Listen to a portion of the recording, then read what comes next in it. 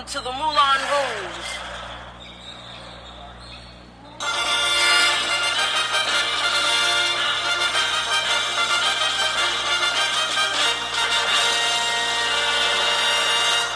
Tú, Marcelo, ¿por qué andas disfrazado así? La función va a comenzar. Yo, Marcelo, ¿no me reconoces? Soy yo. Arriba el telón. Estás borracho otra vez.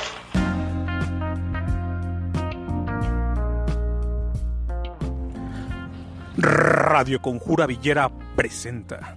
¿Qué tal? Muy buenos días, muy buenas tardes, muy buenas noches, dependiendo de la zona horaria, de la dimensión donde nos escuchen. ¿Cómo está, gente? Espero que muy bien. Bueno, bienvenidos a un nuevo capítulo de su programa familiar Fierro número viejo, 1, que venga, Conjura Villera. barato. Es hora de que le llame a la abuelita, que ya deje de estar comprando tamales, de que llame al tío y deje de estar chupando caguama, y que le llame a los niños y al perro y al perico oaxaqueños, para venir a escuchar este su baratos. programa. ¿Qué tal, Alberto? ¿Cómo estás? Muy bien, querido César, aquí estamos en otro episodio más de Conjura Villera con un tema que ha sido demandado y solicitado. En los comentarios, en las llamadas telefónicas y en los emails que nos mandan. ¿Cómo te fue en tu terapia psicoanalítica? Tuvimos que interrumpirla un poco, pero espero que Pues no haya habido problema.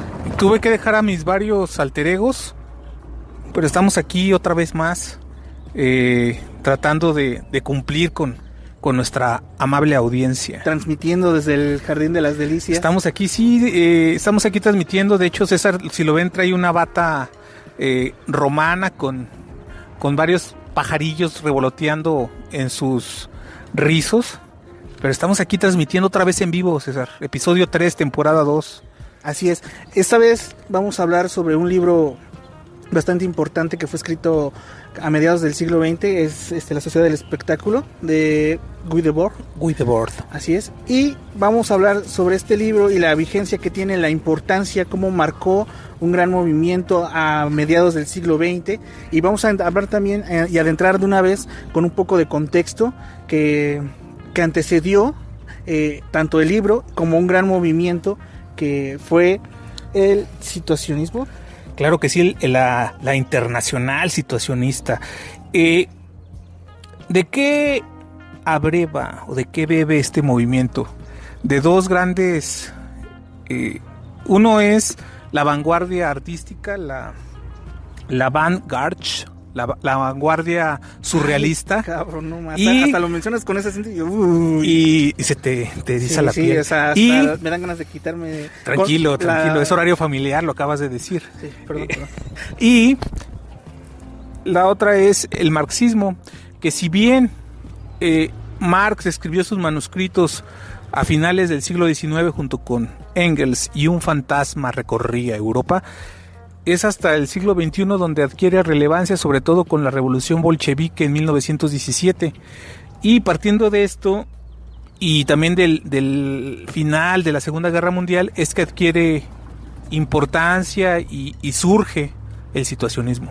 Sí, y mencionas también lo del marxismo no pierde vigencia porque posterior a la Segunda Guerra Mundial, donde el gran poder hegemónico vencedor que Estados Unidos nos vende o les vende a estas generaciones el sueño americano y que gracias al capital todo empieza a prosperar, la juventud, las generaciones de ese entonces se dan cuenta que no es así, que sigue habiendo problemas sociales que no se reflejan, ¿no?, en ese espectáculo que nos está vendiendo Estados Unidos, como Hollywood y algunas industrias también como la musical, que es lo que mencionábamos en los capítulos anteriores. Y estos jóvenes se dan cuenta y también se dan cuenta que el arte ha sido tomado, ¿no?, digamos, por el gran capital, y comienzan estos movimientos que a mí me parece muy, muy hermoso que tengan la característica de ser cultura, arte y acción política, si no me equivoco. Sí, viene a toda esta cuestión del marxismo viene a impactar en la vida cotidiana y en el arte y sobre todo en la vanguardia. ¿Qué es lo que busca la vanguardia? La vanguardia básicamente busca quebrantar las normas tanto de los procesos creativos como también un status quo.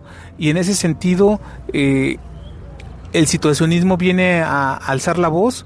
También trata de las ideas marxistas volverlas y tratarlas de llevar al ámbito cultural.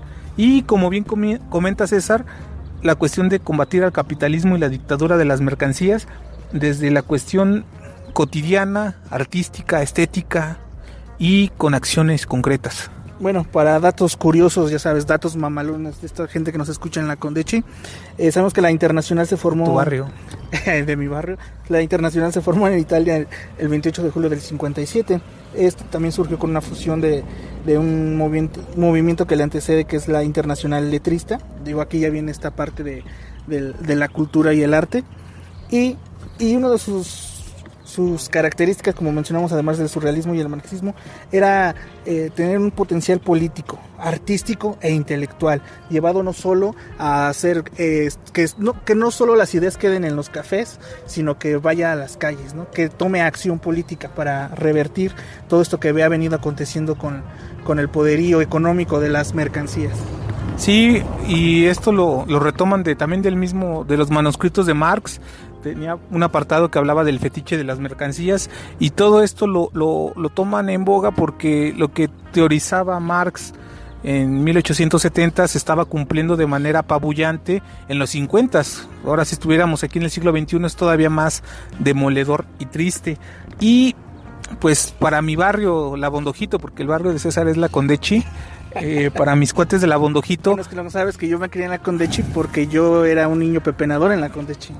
No vengas, no, es un millonario César, si lo vieran aquí con sus relojes Pero bueno, aquí la cuestión es que tanto Guy Debord y varios jóvenes, tanto no solo de Francia, sino de Holanda, Bélgica, Alemania, había este malestar de la posguerra, el ambiente que daba, sí, un ambiente de derrota, pero un ambiente también de contestatario, al decir no vamos a dejarnos, ¿no? En el 57 se publica la Report sur la construction de Situation. Situation, Manifestation, sí, Manifestation Communication. Que en castellano sería el reporte de la construcción de situaciones. Y es una idea medular dentro del situacionismo, la idea de crear situaciones, que igual ahorita más adelante lo desarrollamos, pero que es la idea de crear situaciones y de rebelarse contra una vida cotidiana tiránica, contra el óxido gris de la rutina, y ante una, pues sí, un bombardeo que ya se veía venir del consumismo, y que ahora nuestros días, igual vamos a llegar hasta nuestros días, pues cómo sigue imperando y ganó la batalla. Algunos de los, digamos, conceptos que manejan ya en su manifiesto, lo que es la Internacional situacionista, hablan de conceptos como la desviación, la recuperación, la deriva, y bueno, vamos a ver qué te parece si podemos aunar un poco más en esto. Por ejemplo, en la desviación habla precisamente sobre tomar algún objeto, digamos alguna cosa creada ya sea por el capitalismo o el poder hegemónico, y distorsionar su significado, ¿no? No sé si... Había dos grandes representantes, uno de los más evidentes y más que cuando uno habla de situacionismo, inmediatamente la gente o la banda que está empapada de esto lo recuerda, que es Guy Debord. Y el otro es Ansgar Jorn, es un arquitecto. También está otro representante que, como dice César, no sé si lo pronuncie correctamente, es Raúl Beniguers, que también es escritor.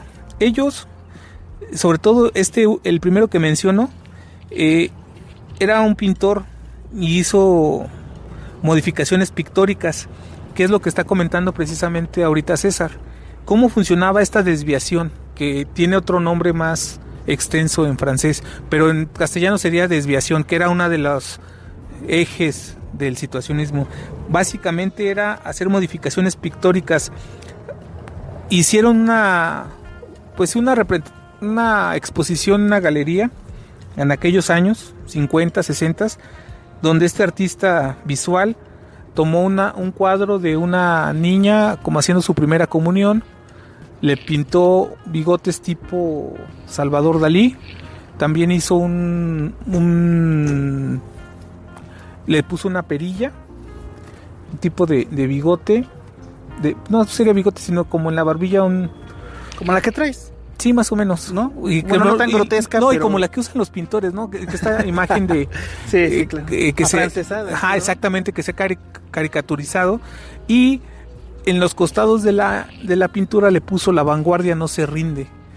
Y pongo este ejemplo porque viene a significar la idea de desviación, que es tomar algo, un discurso, en este caso un cuadro pictórico ya realizado, costumbrista, como una niña haciendo la primera comunión, y lo interviene y hace la desviación, tomando en cuenta que le pone esa frase alrededor y le pone el bigote y la perilla. Ahora que comentas esto sobre tomar algún objeto creado por el capital, o digamos algo ya del poder establecido, creo que se nos estaba pasando un poco, pero trajiste a mi memoria lo que antes de la internacional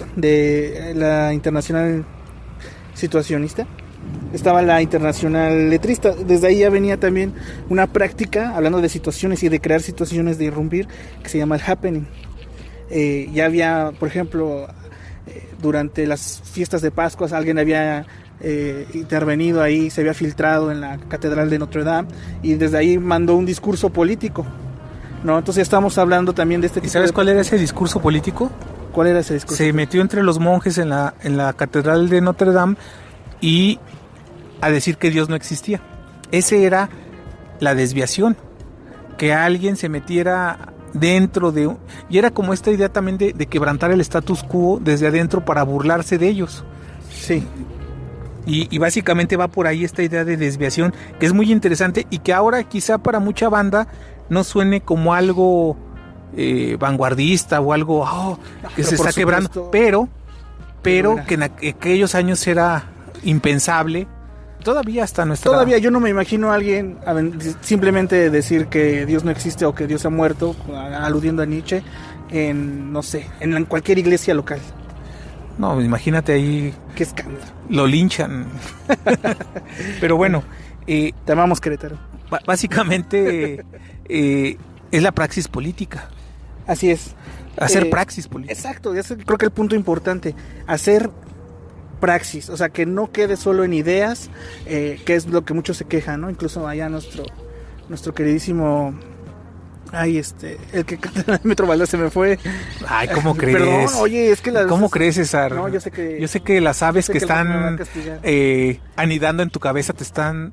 Rodrigo González. Sí, nuestro querido Rodrigo González, como sea, que no solo los intelectuales de café queden en eso, ¿no? Sino que se hagan acciones todo el tiempo y que se tomen las calles, ¿no?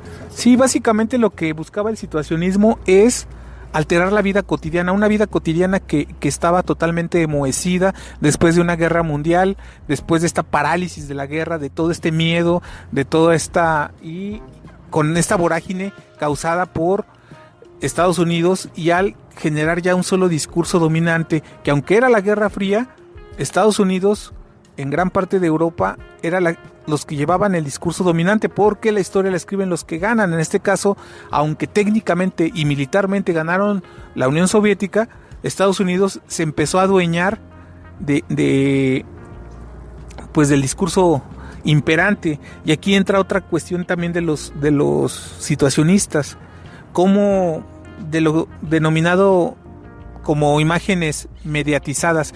Una imagen, de hecho viene en el libro, no sé si era el punto 7-8, una imagen mediatizada es: si yo gané la historia, yo tengo derecho a narrarla como yo quiero, porque yo gané la historia, y genero las imágenes mediatizadas, esas imágenes que doy a conocer al público para que ellos sean los que bombardearlos de estas imágenes mediáticas, que ahora en nuestros días tenemos muchas imágenes mediáticas, mismo, ¿no? Por ejemplo, el 11 de septiembre, la imagen de cayendo el edificio, pues es como para enmarcar, pongo este ejemplo, para enmarcar por qué reaccionamos como reaccionamos y tenemos que pacificar el mundo.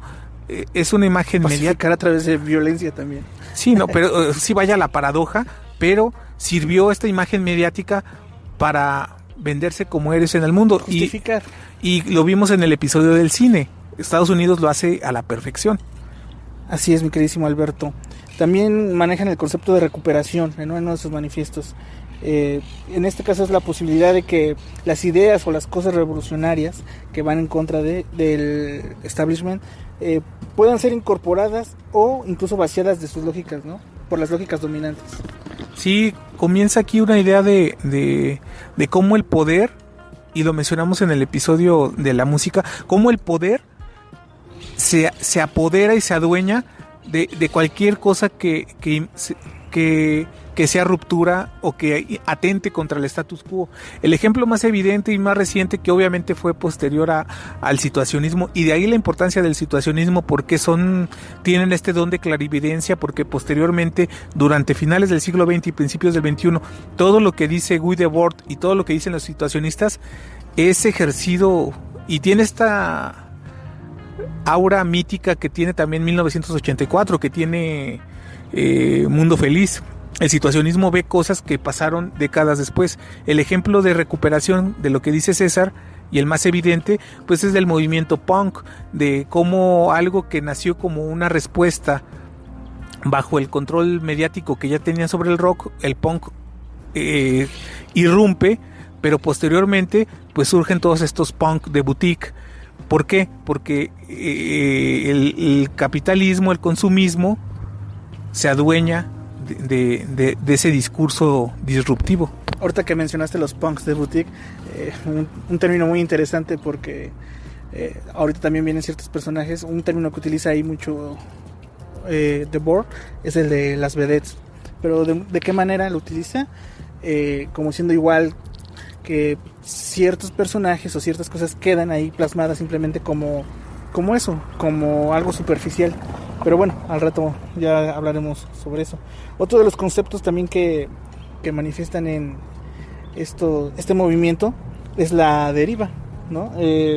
Que habla, o lo que trata de hacer es poner énfasis en la reflexión y la forma de ver y experimentar la vida, sobre todo urbana, ¿no? ¿Por qué? Porque hacen demasiado énfasis en los territorios, en el ambiente urbano, sobre todo, porque sienten que es donde se encarna, ¿no? O donde más florece, vaya las expresiones, lo que es el capital, la mercancía y todo este espectáculo. Sí, y comienza aquí la deriva viene a enmarcar esta cuestión de que la ciudad solamente es vista como mercancía. Guy Debord enmarca perfectamente que todo se ha vuelto mercancía, incluso lo más disruptivo, y que el sistema tiene esta capacidad de apoderarse y de convertir todo en mercancía. Y hablamos de una dictadura de la mercancía.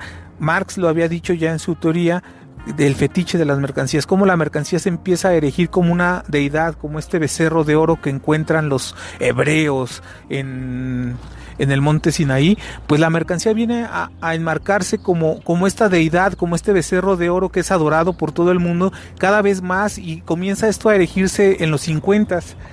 Y cómo este lenguaje espectacular está constituido por signos de la producción reinante. Eso es lo que nos dice Guy Debord.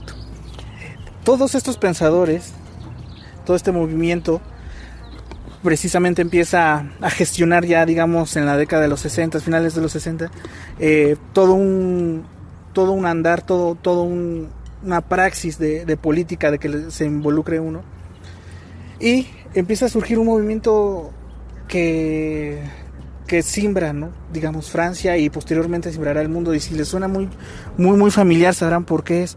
Y es el mayo del 68. Todo esto deriva en este gran movimiento revolucionario, donde precisamente es contestatario ante lo que nos quiere vender la hegemonía de progreso, de bienestar, y de que el producto mercantil es la panacea. Entonces surge esta revolución en mayo del 68, o sea, Francia se simbra, pero son los estudiantes, los artistas quienes comienzan esto.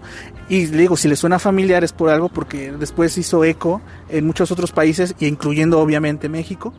Y al igual que en Francia y en México, fueron los artistas, fueron los jóvenes, los estudiantes quienes comenzaron esto, pero con el tiempo se fueron sumando otros personajes como los proletariados, como los trabajadores, los sindicalistas.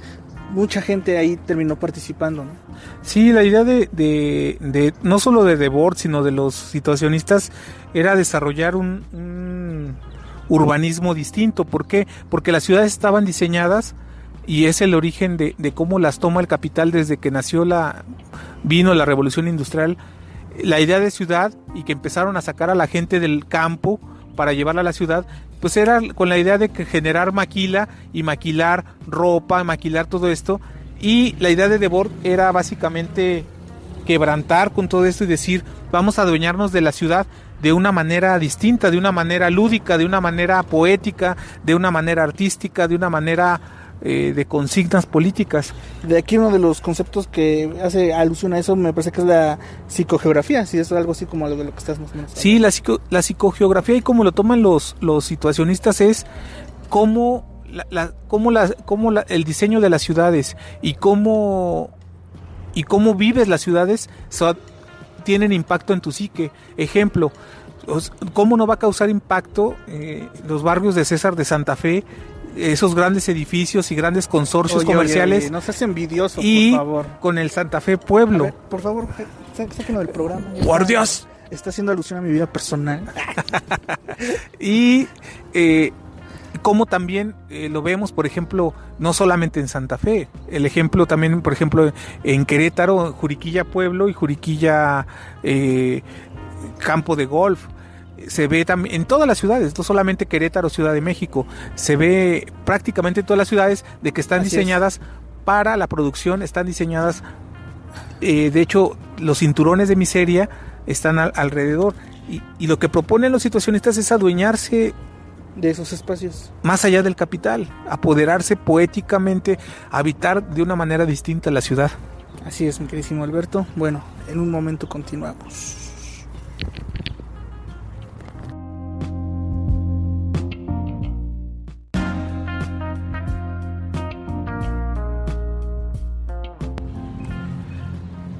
Pues aquí regresando otra vez y dándole forma a esto, en cuanto a la cuestión del mayo 68 y cómo marcó, el situacionismo estuvo incluso presente en los grafitis, consignas, la famosísima consigna de la imaginación al poder. Prohibido prohibir. Viene del situacionismo y de la relevancia, porque justo cuando está el mayo francés... No el mayo Zambada. No, el mayo, no, cállate. Perdona,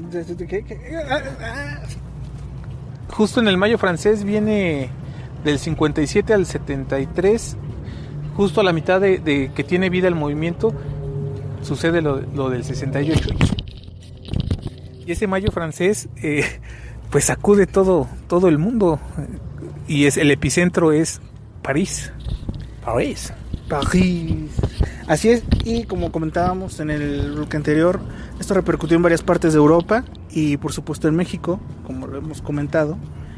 Pero vamos a hablar ya entonces un poco más de lleno sobre este libro y más o menos qué es lo que nos dice. Escrito en 1967. Así es, entonces antecesor un año, ¿no? de lo que vendría desatándose como lo que conocemos del mayo 68, y aquí, bueno, igual. Vamos a tratar, ¿no?, de exponer un poco o de traer esas ideas que creemos que siguen vigentes y tratar de retratarlas Hasta necesitas una rima, ¿no? Tratar de retratarlas, pues sí. Para estas nuevas ideas, el juglar César. Me quedé con lo del episodio pasado, no, para obviamente ¿por qué sigue tan vigente y por qué es importante tenerlo presente en el presente? Síguese en sí, para sí. Ya pareces como de esos filósofos posmodernos que hacen alucinaje. Hacen un lenguaje rebuscado.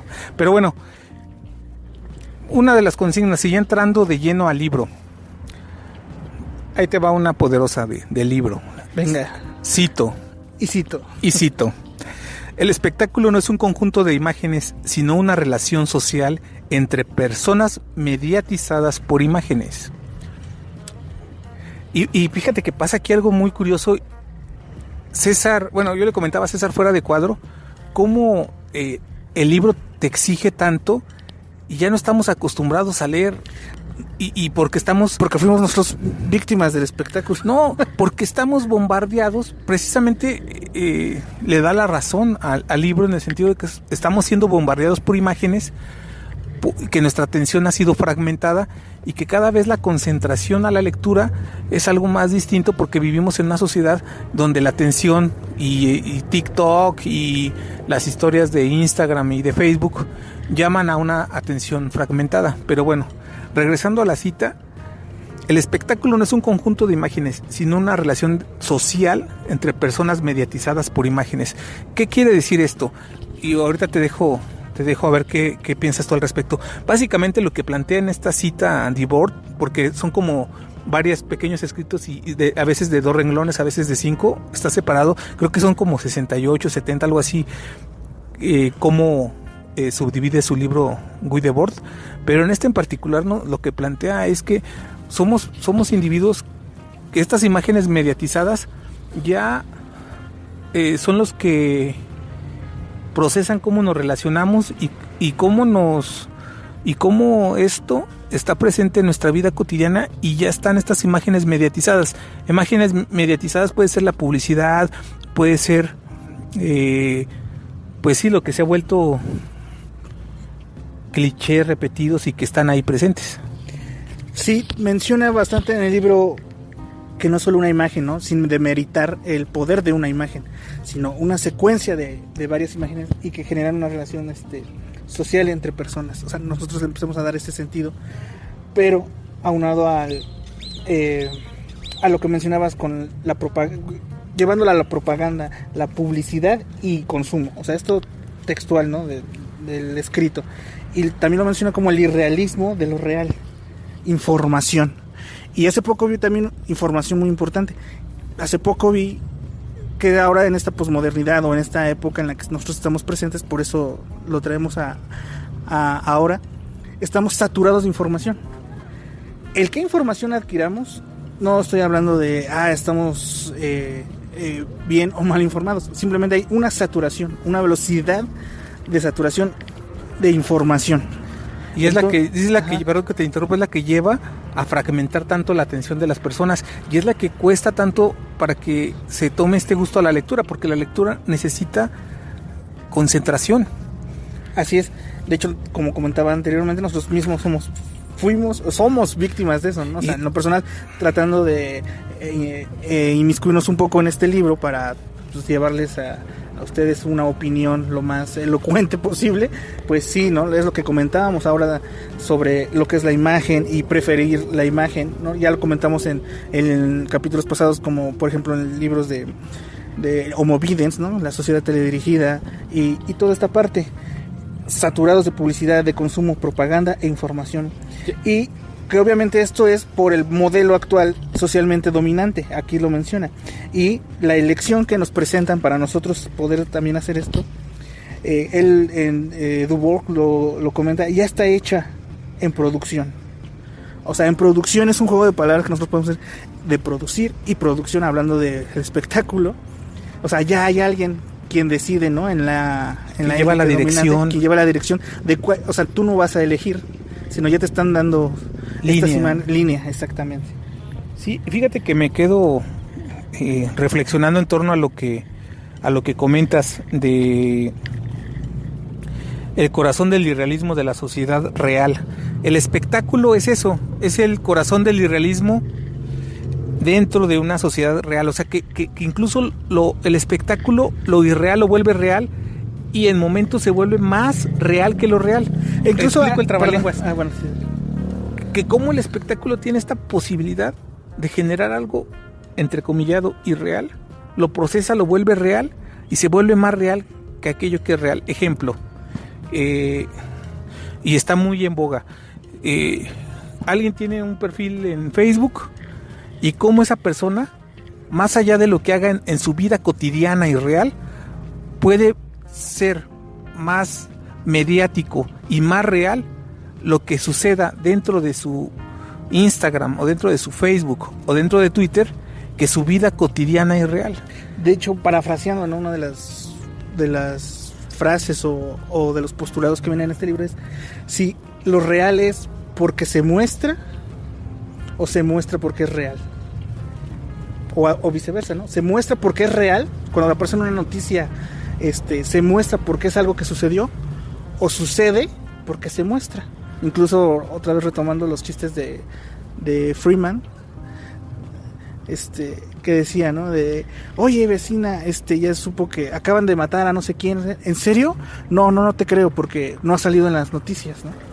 O sea, las cosas suceden porque se muestran o te las presentan, y si no existen, no existen porque no se muestran. Y cómo se vuelve visionario este libro en particular, y el autor también, Guy Debord, porque se vuelve escrito en el 67, pero se vuelve visionario porque todo lo que está sucediendo, tanto en la actualidad como en los 90s, 80s, este libro ya lo postulaba 20, 30 años atrás. Y es cierto, y más ahora con la dictadura de las pantallas, no solamente la televisión, sino los celulares y las computadoras vinieron a hacer esta dictadura de las pantallas, donde si no sucede a través de la pantalla no es real. Así es. De hecho, aquí comenta también, es la afirmación de la apariencia. O sea, es poner de lleno, poner por hecho, que es la afirmación de la apariencia, de lo que se aparenta. De hecho, también aquí marca, por ejemplo, dice: la primera fase de la dominación de la economía, porque es de lo que habla del espectáculo como igual de un capital, como igual de una mercancía, aunque se burlan de nosotros. Esto es lo que marca. Dice: la primera fase de dominación de la economía sobre la vida es del ser es tener. O sea, para él, ontológicamente, para la economía, el sistema capital y todo esto, el libre comercio, lo que querramos llevar, es el ser. El ser se basa en el tener, en la posesión, en la acumulación. Pero ahora dice, la actual fase pasó del ser en tener al tener en parecer, solamente apariencia. Ya no es siquiera tener, sino parecer, aparentar. Sí, de hecho en una parte del libro menciona que el espectáculo se basa en la apariencia, y cómo al momento de basarse tanto en la apariencia, lo que comentas tiene este círculo terrible, que es el ser, el tener y el parecer, y que ahora en la actualidad adquiere más relevancia, porque si tienes, puedes parecer, y entra también el ciclo de la deuda. O sea, para poder parecer, para poder ser, tengo que aparentar. Exacto. Y se vuelve aquí una cuestión. Y otro de los, perdón que te interrumpa, y otro de los postulados que a mí me llamó mucho y que lo siento muy vigente con la dinámica del libre mercado y el capital es: el fin del espectáculo, haciendo referencia al espectáculo, es: el fin no es nada, el desarrollo lo es todo. Y es de lo que hablábamos también, que cómo va el capital y cómo va el libre comercio. Ellos no tienen un fin. O sea, el fin no es un bienestar común, el fin no es un progreso de la humanidad. Lo único que les importa al capital o a la economía, al comercio, a la mercancía, es simplemente reproducirse a sí misma. Sí, no hay un fin, simplemente un dejarlo pasar. Y aquí lo cita muy bien haciendo alusión al espectáculo. El fin no es nada, el desarrollo lo es todo. Y menciona también los medios de comunicación masivos como una manifestación superficial, ¿no?, que es lo que te comentábamos también hace rato, de la masa abrumadora. Sí, y cómo el espectáculo está constituido, bueno, lo dice en el libro, está constituido por signos de la producción reinante. ¿Qué quiere decir esto? Que quien lleva, y volvemos aquí otra vez, está Marx, quien lleva o el que tiene el poder de los medios de producción es el que decide cómo va a ser el espectáculo y todas estas imágenes mediatizadas. Todas estas imágenes mediatizadas que van a llevar la dirección de cómo tiene que percibir lo real y lo irreal la sociedad. ¿Pero qué es lo real, Alberto? Sí, el espectáculo no quiere llegar a nada más que a sí mismo. Esto quiere decir que el espectáculo es como una víbora que se muerde la cola y empieza y termina en sí mismo. Y es por eso que todo se puede convertir en una carcajada siniestra, porque incluso todo aquello que quiere hacer crítica de eso termina siendo tragado, porque el espectáculo es eso. Todo el mundo se ha vuelto un espectáculo, un teatro del absurdo. Y dándole vigencia a este libro, pues muchos podrán precisamente criticar los términos que utiliza, como proletario, o el hacer alusión al capital como a través del espectáculo. Pero sigue tan vigente que lo podemos simplemente cambiar el proletario por algo, un término que se ha acuñado en los últimos 10 años y que va más acorde, ¿no? Como es lo precario, ¿no? El precariado, que ya lo habíamos comentado. Y el capital, pues simplemente es el libre comercio, la mercancía en sí. Habla incluso de la fetichización de la mercancía. Y que es un concepto marxista. Exactamente, pero habla obviamente de cómo se ha llevado a esas épocas. Hablamos de los 60s y ahora lo podemos llevar en boga también, de cómo lo único en lo que buscamos y encontramos el deseo es en la mercancía. O sea, no necesitamos la mercancía, pero nos hacen desear esa mercancía, ¿no? Y como también tú te has vuelto una mercancía. Ejemplo, tus datos para Amazon, tus datos para Facebook se han vuelto ya, y tú eres mercancía que eres cambiable. Tu privacidad, tu información, tu imagen es mercancía. Y en este sentido vivimos, y lo dice Debord en el libro, vivimos en una dictadura de la mercancía donde todo se ha vuelto mercancía. Qué bueno que comentas eso, porque era uno de los puntos o de los capítulos que me llamó demasiado la atención, que es el tiempo espectacular, y habla precisamente del tiempo pseudocíclico y que ha sido transformado por la industria. Sí. Ha sido transformado por la industria, y antes, para el capital, para todo esto, siempre el tiempo es oro, ¿no? Viene acuñado esto porque el tiempo, lo que valía era la producción. Y este tiempo de producción de mercancía ahora se ha vuelto igual a la mercancía, al tiempo de mercancía consumible. Lo que comentabas de que incluso nosotros mismos ya somos mercancía. O sea que cuando tú llegas, aunado esto, ¿no? Actualmente, cuando tú llegas a tu casa porque crees que ya terminaste tu tiempo de producción, o sea, de contribución a la economía, pues ¿qué crees? Tú llegas muy contento a Netflix y con tu tiempo sigue siendo mercancía en doble sentido, consumiendo Netflix y a la vez estando en Facebook, otorgando tus datos para ellos, tus like y todo eso, como comentabas. Entonces, hasta esa apropiación de ese tiempo han llegado, ¿no? La apropiación de tu tiempo. Sí, aquí vuelve otra vez el fetiche de la mercancía. Exacto, la fetichización. Hasta tú mismo ahora eres mercancía. Sí. Alineación de tu tiempo. Me parece muy interesante lo que mencionas del tiempo, el tiempo espectacular, porque nos han enseñado, incluso como frase popular, esta idea de que el tiempo es oro, cuando en realidad... Y lo es, para ellos. Sí, pero no su tiempo, sino el tiempo de los precariados. Claro, del que ha sido alienado el precariado. Sí, pero pues como reflexión así personal, el tiempo es vida, el tiempo es vida, no es dinero. Pero el sistema, a través de sus imágenes mediatizadas, nos ha enseñado que el tiempo es dinero. Y que tienes que ocupar tu tiempo para aspirar a esa apariencia, ¿no? Que ahora te venden. Pero perdón, te interrumpí, o ibas a agregar algo más. Otra idea también que aquí traigo a colación: el espectáculo somete a los hombres vivos en la medida que la economía les ha sometido totalmente. Entonces, tanto el espectáculo como la economía hacen un sometimiento sistémico de nuestra percepción y nos han vuelto mercancía. Y quizá toda esta idea de Debord y tanto de Debord como de Marx están súper vigentes. Y esta idea de irrumpir con el status quo, y de aquí la importancia de este libro. Sí, otro de los capítulos que me llamó mucho la atención, y creo que lo saco ahorita a colación por lo que mencionamos anteriormente con las condiciones de la urbanidad y de la psicogeografía, es el acondicionamiento del territorio. ¿Por qué? Porque él marca aquí lo que decía hace rato: el urbanismo toma posesión del medio ambiente natural y humano por el capitalismo.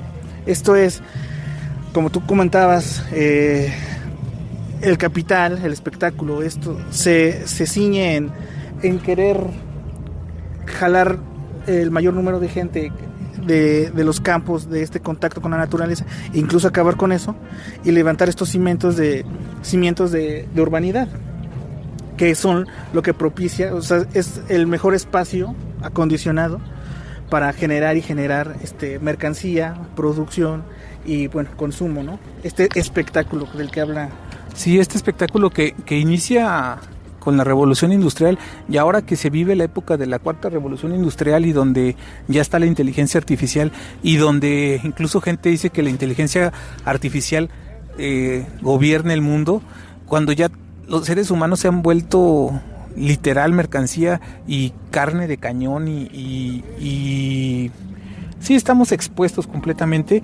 Este libro nos volvemos muchedumbres solitarias y consumistas. Ejemplo, pues los grandes, la soledad de los grandes establecimientos comerciales, como este estudio que estamos nosotros, que es un gran centro comercial. Hemos cometido un acto de apropiación del capital, hemos tomado los espacios del capital para generar este contenido.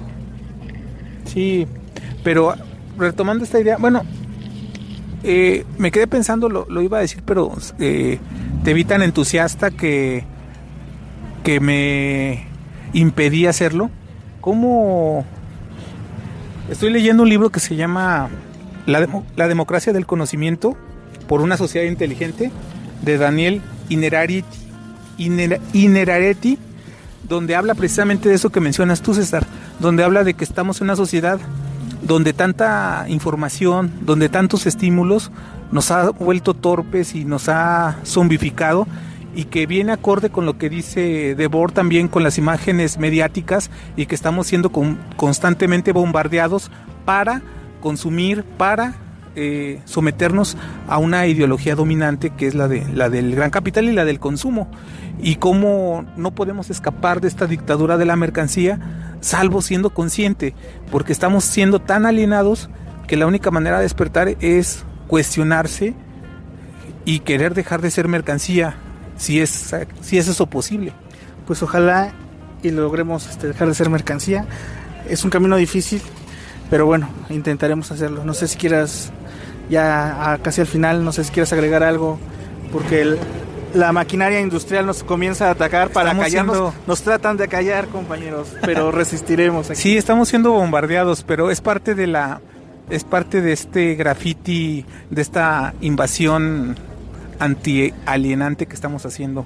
Pues el único uso fundamental del espectáculo es la sumisión, buscar que seas un objeto pasivo, sumiso ante el espectáculo y ante el detrimento de este ataque sistémico, tanto económico como en el espectáculo. Lo que habíamos comentado de que llegas cansado de tu casa y te pones a consumir contenido a través de una pantalla, y ese es parte de este sistema de dominación. Bueno, pues el espectáculo es la ideología por excelencia, dominación, sometimiento, es negación de la vida. Así termina nuestro queridísimo programa por esta ocasión, y no sé si quieras ya aunar algo más.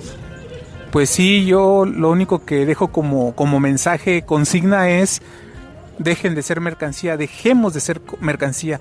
Deja de ser mercancía tú, César, dejo de ser mercancía yo. Deja de estar viendo. Deja de ser. Perdón, es que me acaba de llegar una notificación. Que este podcast deje de ser mercancía. En esa idea de generar vínculos más allá de esta estrategia de consumo, oferta, demanda, mercancía, salirse de esa dinámica, es la consigna que plantea Debord, que se quedó sembrada en el Mayo francés, donde estudiantes, obreros lograron por días poner a prueba a ese sistema de dominación. Ojalá y podamos traer de nuevo, ¿no? Y evocar algo similar. Sí, generar consejos, intervenir la realidad. Ese es el mensaje. Esa era la intención de todo este movimiento, ¿no? Unificar, y que no nos atomicen como ahora, ¿no? Que nos aíslen. Nos aíslen. Bueno, espero que les haya gustado esto y nos vemos el próximo capítulo. Corre y se queda, y más bien nos escuchamos.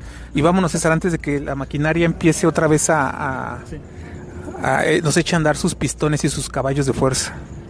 Hasta mañana. Corre y se queda.